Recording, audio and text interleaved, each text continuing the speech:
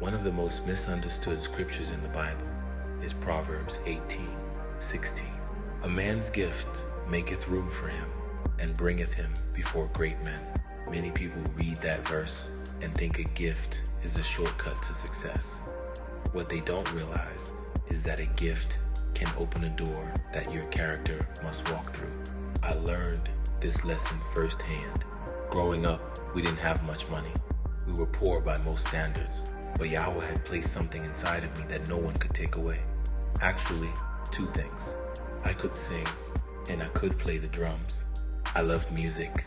Everywhere my mother took me, she would tell people, "My son can sing." Sometimes I was embarrassed, but she kept pushing me because she saw something in me that I couldn't yet see in myself. As a teenager, I joined a singing group called the Gospel Tears.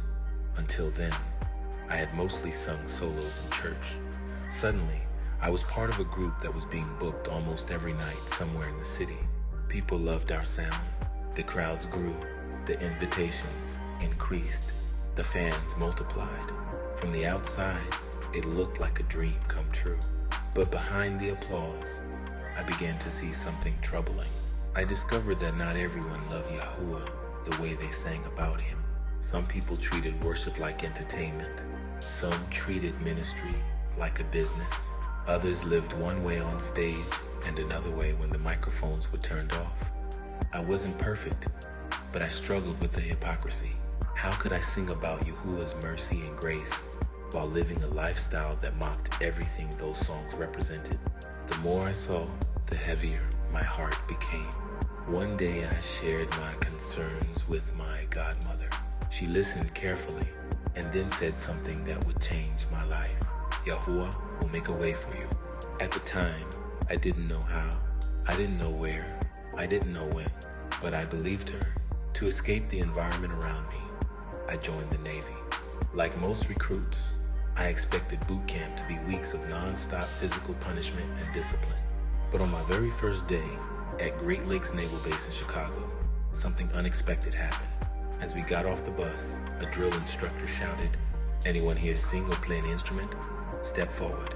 I stepped forward. He looked at me and asked, "What do you do?" I replied, "I sing and play drums." He separated me from the other recruits and marched me into a music room. Before leaving, he warned me, "If you're wasting my time, you'll pay dearly for it." Standing in that room, I saw a piano. A man walked in and sat down. He played a scale. "Sing it," he said. I did. He moved up an octave. I sang that too. He smiled. Then he looked at the drill instructor and said, "I'll take him." I stood there confused. The instructor left. The man turned to me and asked if I knew why I was there. I told him honestly, "No, sir." Then he explained, I had just become a member of Triple Threat Company 915.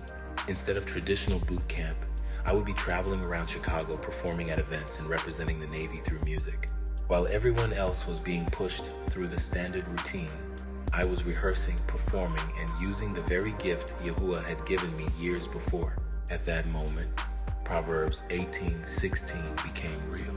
My gift had made room for me, not because I was rich, not because I had connections, not because I knew somebody important, but because Yahuah had already prepared a place for the gift he placed inside me. Years later, I was stationed at Fort McClellan in Anniston, Alabama. One Friday night, some classmates convinced me to visit the base club. I wasn't interested. I didn't enjoy the club scene, but I went anyway.